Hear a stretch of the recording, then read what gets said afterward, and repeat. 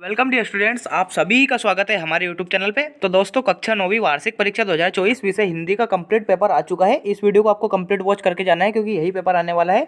अगर आपने इस पेपर को कर लिया तो 75/75 आप करके आओगे एग्जाम में। और अगर इस वीडियो को आपने स्किप किया या वीडियो देखा ही नहीं तो भाई आपका बहुत बड़ा नुकसान होने वाला है, क्योंकि यही पेपर आएगा 100%। ठीक है, पेपर रियल आ चुका है। तो चैनल को आप सब्सक्राइब कर लीजिए क्योंकि 9वीं के सारे पेपर मेरे पास आ जाएंगे और मैं उनको वीडियो अपलोड कर दूंगा। ठीक है, वीडियो को अधिक से अधिक शेयर कीजिए ताकि ये पेपर सभी तक पहुंच जाए। ठीक है, इस वीडियो में हम इसका कंप्लीट सॉल्यूशन करने वाले हैं। कक्षा 9वीं वार्षिक परीक्षा 2024 जो आपका कल पेपर होने वाला है, ठीक है, 6 मार्च को, उसका कंप्लीट सॉल्यूशन करने वाले हैं विषय हिंदी। ठीक है, चलिए शुरू करते हैं बिना किसी टाइम को बर्बाद किए। लेकिन वीडियो में आगे चलने से पहले अगर वीडियो को आपने लाइक नहीं किया है तो लाइक कर दीजिए और चैनल को सब्सक्राइब कर लीजिए और अधिक से अधिक इस वीडियो को शेयर कर दीजिए क्योंकि ये पेपर सबके पास पहुंचना चाहिए। ठीक है, चलिए शुरू करते हैं। नंबर ऑफ क्वेश्चंस 23 होते हैं आपके। Total number of marks 75 marks. ठीक है, अगर वीडियो आपने बिना स्किप किए वॉच किया तो 75/75 करके आओगे। ठीक है, चलिए शुरू करते हैं। ये आप निर्देश पढ़ सकते हैं, सामान्य निर्देश लिखे हैं। इस प्रश्न पत्र में कुल 23 प्रश्न हैं, सभी प्रश्न करना अनिवार्य है। बिल्कुल सही बात है। ठीक है, चलिए शुरू करते हैं। सबसे पहला क्वेश्चन क्या है, सही विकल्प का चयन करके आपको लिखना है। ठीक है, 6 सही विकल्प पूछे जाते हैं। पहला क्वेश्चन क्या है, हिंदी साहित्य का सर्वाधिक लोकप्रिय महाकाव्य कौन सा है। ठीक है, तो हिंदी साहित्य का सर्वाधिक लोकप्रिय महाकाव्य आपका बी यानी कि रामचरितमानस इस क्वेश्चन का करेक्ट आंसर आ जाएगा, जो गोस्वामी तुलसीदास द्वारा लिखा गया है। ठीक है, बी ऑप्शन इस क्वेश्चन का राइट आंसर आ जाएगा। हिंदी साहित्य का सर्वाधिक लोकप्रिय महाकाव्य है रामचरितमानस। ठीक है, चलिए अगला क्वेश्चन है, केदी और कोकिला किसकी रचना है। तो यहाँ पे 4 ऑप्शन दे रखे हैं। देखिए, पहला ऑप्शन क्या है, रामधारी सिंह दिनकर, दूसरा है माखनलाल चतुर्वेदी, तीसरा है तुक और डी है गण। ठीक है, तो आपका इस क्वेश्चन का करेक्ट आंसर आ जाएगा बी यानी कि माखनलाल चतुर्वेदी, यानी कि बी ऑप्शन आपका करेक्ट आंसर आ जाएगा, माखनलाल चतुर्वेदी। माखनलाल चतुर्वेदी की रचना क्या है, केदी और कोकिला। ठीक है, चलिए अगला क्वेश्चन देखते हैं। थर्ड क्वेश्चन पूछा गया है आपका, मेघ आए बड़े बन ठन के समर के पंक्ति में कौन सा अलंकार है। तो क्वेश्चन का आपका करेक्ट आंसर क्या जाएगा, अनुप्रास अलंकार। क्यों, क्योंकि इस जो लाइन है इसमें बा और बा की 2 बार आवृत्ति हुई है। यदि किसी वर्ण की 1 से अधिक बार आवृत्ति होती है तो वहाँ पे कौन सा अलंकार होता है, वहाँ पे अनुप्रास अलंकार होता है। इसलिए यहाँ पे ए ऑप्शन इस क्वेश्चन का राइट आंसर आ जाएगा, अनुप्रास अलंकार। ठीक है, चलिए अगला क्वेश्चन देखते हैं। झूरी ने दोनों बेलों को कहाँ भेज दिया था। तो झूरी ने जो दोनों बेलों को कहाँ भेज दिया था, तो इस क्वेश्चन का करेक्ट आंसर आ जाएगा आपका सी ऑप्शन। ठीक है, ससुराल भेज दिया था। सी ऑप्शन इस क्वेश्चन का राइट आंसर आपका आ जाएगा। ठीक है, चलिए मुंह की खाना का क्या अर्थ है। मुंह की खाना का देखिए, घूमना अर्थ होगा नहीं, घर जाना भी नहीं होगा, भागना भी नहीं होगा। बचा कौन सा ऑप्शन, ए ऑप्शन इस क्वेश्चन का राइट आंसर आ जाएगा, हार मानना। मुंह की खाना मतलब हार मानना, यानी कि ए ऑप्शन इस क्वेश्चन का राइट आंसर आपका आ जाएगा। ठीक है, चलिए अगला क्वेश्चन देखते हैं। 6th क्वेश्चन पूछा गया है, रेणु के प्रसिद्ध आंचलिक उपन्यास का नाम है, यानी कि फणीश्वर नाथ रेणु जो है आपके, उनका आंचलिक उपन्यास का है मेला अंचल। इस क्वेश्चन का राइट आंसर हो जाएगा, जो फणीश्वर नाथ रेणु द्वारा लिखा गया है आंचलिक उपन्यास, उसका नाम क्या है, मेला अंचल। ठीक है, ए ऑप्शन इस क्वेश्चन का राइट आंसर आपका आने वाला है। ठीक है, चलिए इस प्रकार से आपके ऑब्जेक्टिव्स हो जाएंगे। अगला देखते हैं, रिक्त स्थानों की पूर्ति कीजिए। ठीक है, पहला क्वेश्चन क्या है, ज्ञान मार्दी भक्ति धारा के प्रतिनिधि कवि कौन है। तो देखिए, जयशंकर प्रसाद होगा नहीं, क्योंकि ये छायावाद के कवि हैं। कबीरदास इस क्वेश्चन का राइट आंसर आ जाएगा। कबीरदास निर्गुण भक्ति धारा के ज्ञान मार्गी शाखा के कवि हैं। ठीक है, चलिए तो कबीरदास इस क्वेश्चन का राइट आंसर आपका हो जाएगा। केदी और कोयल दोनों ही रिक्तिस्तान देश के वासी है, तो ये गुलाम देश के वासी है। ठीक है, गुलाम इस क्वेश्चन का राइट आंसर आ जाएगा, बी ऑप्शन यानी कि बाद वाला जो है गुलाम, ये इस क्वेश्चन का राइट आंसर आपका आ जाएगा। ठीक है, वीर रस का स्थायी भाव क्या है। देखिए, शोक होगा नहीं, क्योंकि शोक काई का है, शोक है आपका करुण रस का स्थायी भाव, इसलिए उत्साह इस क्वेश्चन का राइट आंसर आ जाएगा, उत्साह। ठीक है, वीर रस का स्थायी भाव होता है उत्साह। महादेवी वर्मा के बाबा उन्हें क्या बनाना चाहते थे। तो महादेवी वर्मा के बाबा उन्हें विदुषी बनाना चाहते थे। ठीक है, विदुषी इस क्वेश्चन का राइट आंसर आपका आने वाला है। ठीक है, 4th वाले में आपका जाएगा विदुषी। ठीक है, ये इस क्वेश्चन का करेक्ट आंसर आ जाएगा। अगला देखते हैं, वे शब्दांश जो शब्द बनाते समय आरंभ में लगते हैं उन्हें क्या कहते हैं। देखिए, आरंभ में जो लगते हैं उन्हें कहते हैं अपन उपसर्ग, और जो पीछे लगते हैं उन्हें कहते हैं अपन प्रत्यय। ठीक है, तो यहाँ पे क्या बोला है, यहाँ पे बोला है आरंभ में जो लगते हैं, तो आरंभ में लगते हैं उन्हें बोलते हैं अपन उपसर्ग। उपसर्ग इस क्वेश्चन का राइट आंसर आपका आ जाएगा। ठीक है, उपसर्ग। चलिए, रीढ़ की हड्डी रिक्त स्थान विधा में लिखी गई है। तो रीढ़ की हड्डी आपकी एकांकी विधा में लिखी गई है। ठीक है, एकांकी विधा में लिखी गई है आपकी रीढ़ की हड्डी। एकांकी इस क्वेश्चन का राइट आंसर आपका आ जाएगा। ठीक है, चलिए इस प्रकार से आपके रिक्त स्थान पूछे जाएंगे। थर्ड जो क्वेश्चन है, सही जोड़ी का मिलान कीजिए। देखिए मैं आपको पूरी की पूरी जोड़ी बना के बता देता हूँ। देखिए पहला क्वेश्चन क्या है, कबीरदास क्या थे, कबीरदास ने क्या किया, कबीरदास ने बाहरी आडंबरों का विरोध किया। ठीक है, तो इस वाले में आपका करेक्ट आंसर क्या आ जाएगा, भाई आडंबरों का विरोध। ठीक है, कबीरदास ने भाई आडंबरों का विरोध किया था। उपमा के अलंकार, देखिए उपमा के अलंकार के अंग कितने होते हैं, 4 अंग होते हैं, तो ये वाला आपका आंसर आ जाएगा। अश्रु का तद्भव, देखिए अश्रु का तद्भव होता है आंसू। ठीक है, तद्भव मतलब होता है हिंदी में जो शब्द होते हैं, और तत्सम मतलब जो होता है संस्कृत में शब्द होते हैं। ठीक है, तो अश्रु एक संस्कृत शब्द है, इसका हिंदी में अर्थ होता है आंसू। ठीक है, चलिए हरिशंकर परसाई ने क्या लिखा है, हरिशंकर परसाई ने लिखा है आपका प्रेमचंद के फटे जूते। ठीक है, ये आपका ऑप्शन करेक्ट आंसर आ जाएगा। नैतिक का विलोम आप सभी को पता है अनैतिक होता है। ठीक है, तो इसमें ये आ जाएगा विभीषिका, विभीषिका का अर्थ क्या होता है, भयंकरता। ठीक है, तो इस प्रकार से आपकी जोड़ी हो जाएगी। जोड़ी आपको परीक्षा में जैसे कि कबीरदास लिख के उसके सामने जो आंसर आएगा वो लिखना है, ना कि इस प्रकार से आपको मिलाना है नहीं। कबीरदास लिखिए, कबीरदास के सामने डालिए, फिर क्या भाई आडंबरों का विरोध। ठीक है, ये डाल के आप कर सकते हैं। तो इस प्रकार से आपकी जोड़ी हो जाएगी। चलिए अगला क्वेश्चन देखते हैं। निम्नलिखित शब्द के एक वाक्य एक शब्द में उत्तर दीजिए। ठीक है, चलिए इनको करते हैं। पहला क्वेश्चन क्या है, कवि ने गाँव को हरता जनमन क्यों कहा है, क्योंकि गाँव की जो शोभा है, गाँव की शोभा अद्वितीय है। ठीक है, इसलिए कहा है। गाँव की शोभा कैसी है, अद्वितीय है। अद्वितीय मतलब क्या होता है, जिसके समान कोई दूसरा ना हो। ठीक है, अद्वितीय है। ठीक है, ये इस क्वेश्चन का राइट आंसर आपका आ जाएगा। कवि ने गांव को हरता जनमन इसलिए कहा है क्योंकि गांव की जो शोभा है वो अद्वितीय है। ठीक है, ये इस क्वेश्चन का राइट आंसर आ जाएगा।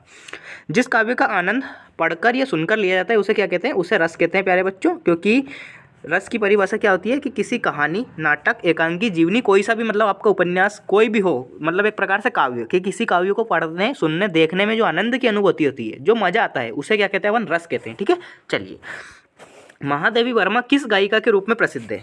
महादेवी वर्मा की देखिए जो आपने कविता पढ़ी होगी वो एक रहस्य से भरी होती है, तो ये रहस्यवादी कविताओं के रूप में प्रसिद्ध है। ठीक है, रहस्यवादी कवित्री। ठीक है, रहस्यवादी, ऐसा नहीं है कि रहस्यवाद की कवि है, नहीं, ये छायावादी कवि है, लेकिन इनकी कविताएं किस रूप में प्रसिद्ध है, तो ये रहस्यवादी कविताओं के रूप में प्रसिद्ध है। ठीक है, इसलिए ये रहस्यवादी कहा गया है।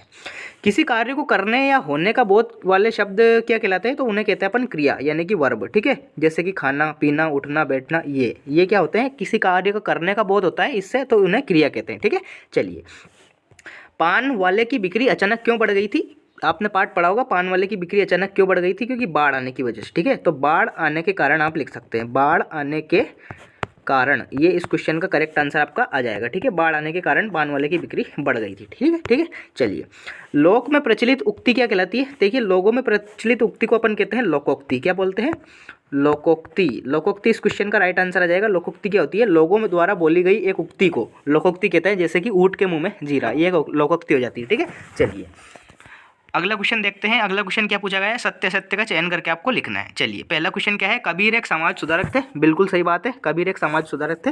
सत्य इस क्वेश्चन का राइट आंसर आ जाएगा, पहले में सत्य आ जाएगा। ठीक है, चलिए दूसरा क्या है, संचारी भावों की संख्या 35 है, नहीं, संचारी भावों की संख्या 33 है। ठीक है, 33 है, ना कि 35। ठीक है, तो 33 होने के कारण ये आपका असत्य इसका क्वेश्चन का करेक्ट आंसर आ जाएगा। ठीक है, चलिए अगला क्वेश्चन क्या है, मंगोलों का मुंह लाल होता है, बिल्कुल सही बात है। मंगोलो जो मतलब विदेशी है, विदेशी लोग, उनके मुंह कैसे होते हैं, रेड होते हैं। ठीक है, तो लाल होता है, तो बिल्कुल सत्य बात है। कहानी गद्य की गौण विधा में आती है, नहीं, गलत बात है। कहानी गद्य की प्रमुख विधा में आती है भाई। ठीक है, प्रमुख विधा में कहानी जो है, कहानी, उपन्यास, नाटक, जीवनी, ये वाली जो है आपकी सब कई में आती है, गद्य की प्रमुख विधा में आती है। और गौण विधा में कौन कौन सी आती है, गौण विधा में आती है आपकी संस्मरण, जीवनी, एकांक, जीवनी हो जाएगा, संस्मरण, यात्रा वृत्तांत, रिपोर्टार्ज, ये जो विधाएं होती है ये गौण विधा में आती है। ठीक है, चलिए अगला क्वेश्चन है, भूपति में ती उपसर्ग है, नहीं, मैंने अभी आपको बताया था कि जो आगे लगता है वो होता है उपसर्ग। यहाँ पे अगर बोलता है भू, तो बिल्कुल हम मान लेते हैं भूपति में भू उपसर्ग है, लेकिन इसने बोला है ती, तो ती बोला है, तो ती तो प्रत्यय है, ना कि उपसर्ग। ठीक है, तो असत्य इस क्वेश्चन का आपका करेक्ट आंसर आ जाएगा। ठीक है, असत्य। चलिए लेखिका मृदुला गर्ग की तीसरी नंबर की बहन का नाम चित्रा था, बिल्कुल करेक्ट बात है। लेखिका जो मृदुला गर्ग थी उसकी तीसरी बहन का नाम क्या था, चित्रा, तो सत्य इसमें आ जाएगा आपका, सत्य इस क्वेश्चन का राइट आंसर आपका आ जाएगा। ठीक है, चलिए इस प्रकार से आपके ओटी हो जाएंगे, यानी कि ऑब्जेक्टिव्स हो जाएंगे। अब देखते हैं अपन प्रश्नोत्तर। ठीक है, कवि पंत ने गांव को मरकत डिब्बे सा खुला क्यों कहा गया है, ठीक है, आपने पाठ पढ़ा होगा, ये इसका आंसर आप कर सकते हैं। मानसरोवर से कवि कबीरदास क्या कहना चाहते हैं, बिल्कुल दोनों के दोनों इजी क्वेश्चन है, आप कर सकते हैं। ठीक है, चलिए भक्ति काल के दो कवि एवं प्रत्येक की दो दो रचनाओं के नाम लिखिए। देखिए भक्ति काल में आप लिख सकते हैं जो तुलसीदास थे, तुलसीदास ने लिखी है रामचरितमानस। एक तो आप ये लिख सकते हैं तुलसीदास द्वारा रचित है रामचरितमानस, ये लिख सकते हैं भक्ति काल के कवि है रामचरितमानस के जिनकी रचना की है तुलसीदास। और एक लिख सकते हैं आप सूरदास, सूरदास ने काय की रचना की है, सूरदास ने रचना की है सूरसावली साहित्य लहरी, ये आप लिख सकते हैं। कबीरदास लिख सकते हैं, कबीरदास भी भक्ति काल के कवि है, बीजक इनकी रचना है। या फिर मलिक मोहम्मद जायसी भी आप कर सकते हैं, मलिक मोहम्मद जायसी पद्मावत, ठीक है, ये आप कर सकते हैं। 4 बता दिए मैंने, कोई से भी आप 2 कर सकते हैं, ठीक है। चलिए, नई कविता के 2 कवियों के नाम एवं उनकी एक एक रचना लिखी। बिल्कुल आप कर सकते हैं। नई कविता में भवानी प्रसाद मिश्र कर सकते हैं, सन्नाटा गीत फरोश, और नरेश मेहता भी ये क्या बोलते हैं अपने नई कविता के कवि है, तो उनकी आप कर सकते हैं। बिल्कुल इजी क्वेश्चन है, ठीक है। अगर आपको इन जो क्वेश्चन है इनके सॉल्यूशंस नहीं पता तो वीडियो को अगर आपने अधिक से अधिक शेयर किया, ठीक है, अगर वीडियो को पूरा सपोर्ट किया, सबके पास शेयर किया और अधिक से अधिक इस वीडियो पे कमेंट आए कि सर हमें इनके सॉल्यूशन भी चाहिए, तो बिल्कुल मैं पूरा व्यवस्थित बिल्कुल इनके नोट्स रूप में आपको इनकी जो पीडीएफ है वो उसका सॉल्यूशन इसी यूट्यूब चैनल पे बता दूंगा, ठीक है। लेकिन शर्त यह है कि चैनल को सब्सक्राइब कर लो और सभी के पास शेयर कर दो, तब जाके मैं आपको बताऊंगा। देखिए 1-2 के कहने से कुछ नहीं होता है, फिर मुझे भी मोटिवेशन नहीं मिलता है। अगर 1-2 बच्चे बोलते हैं, मतलब फिर मुझे ऐसा लगता है कि बाकी सब मक्कार बच्चे हैं, पढ़ने में उन्हें कोई इंटरेस्ट नहीं है, इसलिए फिर मोटिवेशन ही नहीं मिलता है, ठीक है। तो इस वीडियो को आप अधिक से अधिक शेयर कर दीजिए ताकि आपको सारे क्वेश्चन आंसर के मैं सॉल्यूशन दे दूंगा, ठीक है। चलिए अगला क्वेश्चन देखते हैं। 8वां क्वेश्चन क्या है, छायावाद की प्रमुख 2 विशेषताएं लिखिए। छायावाद की देखिए 2 प्रमुख विशेषताएं आप लिख सकते हैं। पहली तो लिख सकते हैं आप कि प्रकृति का चित्रण हुआ था, बिल्कुल सही बात है, प्रकृति चित्रण छायावाद में हुआ था। दूसरा लिख सकते हैं आप नारी का सम्मान, ठीक है, नारियों का सम्मान किया गया है इस युग में, तो ये आप लिख सकते हैं। नई कविता की 2 विशेषताएं, बिल्कुल आप लिख सकते हैं कि नए नए बिंबों का प्रयोग हुआ है, नूतन बिंबों का प्रयोग हुआ है, नए नए, ठीक है, ये आप लिख सकते हैं। बिल्कुल इजी क्वेश्चन है। चलिए, सुमित्रा नंदन पंत अथवा कबीरदास के काव्य सौंदर्य की आप लिख सकते हैं। बिल्कुल उनका कार्य सौंदर्य पे आपको प्रकाश डालना है, मतलब उनका काव्य सौंदर्य लिखना है कि इन्होंने क्या किया, कैसे किया, ठीक है। सुमित्रा नंदन पंत तो प्रकृति के चितेरे कवि माने जाते हैं, तो आप ये लिख सकते हैं। कबीरदास का आप लिख सकते हैं कि इन्होंने निर्गुण ब्रह्म की उपासना की है, ठीक है। निर्गुण ब्रह्म मतलब ईश्वर को निराकार माना है और भाई अंडम्बरों का विरोध किया है, समाज सुधारक ये माने जाते हैं, ठीक है, इसलिए आप लिख सकते हैं। बिल्कुल इजीली आप लिख सकते हैं, ठीक है। अनुप्रास अलंकार की परिभाषा बिल्कुल आप कर सकते हैं। अनुप्रास अलंकार क्या होता है कि काव्य में यदि एक ही वर्ण की आवृत्ति एक से अधिक बार हो तो वहाँ पे अनुप्रास अलंकार होता है। तरनी, तनुजा, तट, तमाल, तरुअर, बहुछाय, ये आप उदाहरण लिख सकते हैं। रूपक अलंकार बिल्कुल कर सकते हैं आप। खंडकाव्य महाकाव्य में 2 अंतर, बिल्कुल मोस्ट IMP क्वेश्चन है भाई, जहर क्वेश्चन है, परीक्षा में आ गया है, ठीक है। जहर, ये है जहर, असली जहर है, ठीक है, शुद्ध जहर है। खंडकाव्य महाकाव्य में अंतर लिख सकते हैं। खंडकाव्य का महाकाव्य क्या होता है, इसमें जीवन के संपूर्ण जीवन का चित्रण होता है, संपूर्ण जीवन की व्याख्या होती है। खंडकाव्य क्या होता है, खंडकाव्य में एक जीवन के किसी एक खंड का, ठीक है, एक टुकड़ा होता है। ये खंडकाव्य, खंड से नाम से स्पष्ट है, खंड मतलब टुकड़ा, तो एक जीवन की घटना का, किसी घटना का वर्णन होता है, उसे कहते हैं अपन खंडकाव्य। महाकाव्य में क्या होता है, पात्रों की संख्या अधिक होती है, खंडकाव्य में पात्रों की संख्या कम होती है। महाकाव्य में 8 सर्ग होते हैं कम से कम, और खंडकाव्य में एक ही सर्ग में समाप्त हो जाता है, ठीक है। इस प्रकार से आप लिख सकते हैं। रस किसे कहते हैं, रस के अंगों के नाम बिल्कुल आप कर सकते हैं कि किसी कहानी, नाटक, एकांकी, जीवनी, उपन्यास, कुछ भी हो, किसी काव्य को पढ़ने, सुनने, देखने में जो आनंद की अनुभूति होती है, जो मजा आता है, उसे क्या कहते हैं अपन, रस कहते हैं। रस के 4 अंग होते हैं, स्थायी भाव, विभाव, अनुभाव तथा संचरी भाव। इस प्रकार से आप लिख सकते हैं, ठीक है। चलिए अगला क्वेश्चन है, छोटी बच्ची को बैलों के प्रति प्रेम क्यों मढ़ाया, बिल्कुल आप कर सकते हैं। और किस घटना ने सालिम अली के जीवन की दिशा को बदल दिया, बिल्कुल कर सकते हैं। नाटक एकांकी जहर है भाई, ठीक है, हर बार पूछा जाता है, इस बार भी आने वाला है क्योंकि एज इट इज परीक्षा का पेपर है ये, ठीक है।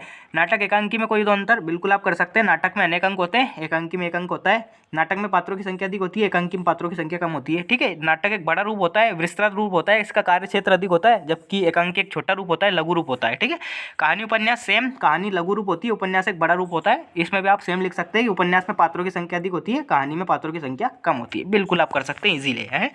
गद्य की प्रमुख विधाओं के नाम बिल्कुल आप लिख सकते हैं। नाटक, एकांकी, जीवनी, आत्मकथा, ठीक है, कहानी, उपन्यास, निबंध, ये है गद्य की प्रमुख विधा। और अगर पूछा जाए गद्य की गौण विधा तो बिल्कुल संस्मरण, रेखाचित्र, रिपोर्टार्ज, ये जो होती है, ये होती है आपकी यात्रा वृत्तांत, ये होता है आपकी गौण विधा, ठीक है, बिल्कुल कर सकते हैं आप। डायरी विधा का सामान्य परिचय कर सकते हैं आप।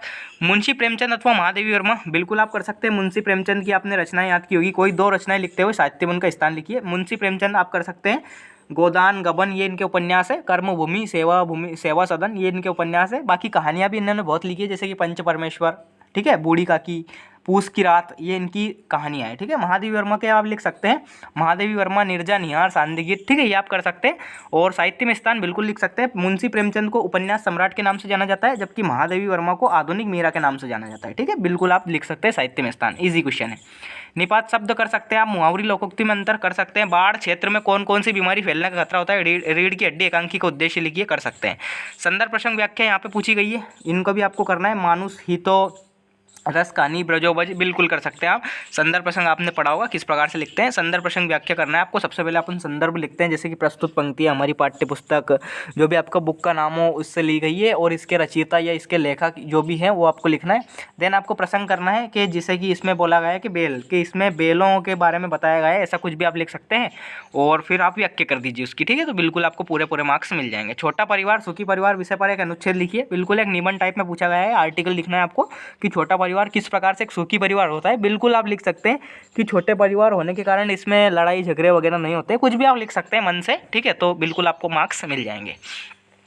आदर्श विज्ञापन की कोई 3 विशेषता, बिल्कुल लिख सकते हैं कि आदर्श विज्ञापन कैसा होना चाहिए, एक आकर्षक विज्ञापन होना चाहिए, तभी तो उसको उस जो प्रोडक्ट है तभी तो देखकर लोग खरीदेंगे, इस प्रकार से आप लिख सकते हैं, ठीक है, इजी है। गद्यांश को पढ़कर नीचे लिखे गए प्रश्नों के उत्तर। लोक साहित्य में लोकगीतों का विशेष स्थान है, बिल्कुल आप कर सकते हैं, शीर्षक लोकगीत हो जाएगा क्योंकि लोकगीत के बारे में बताया गया है, ठीक है, लोकगीत, बिल्कुल ईजिली आप पढ़ के इसके आंसर दे सकते हैं। लोकगीतों की कोई 2 विशेषता, बिल्कुल आप कर सकते हैं।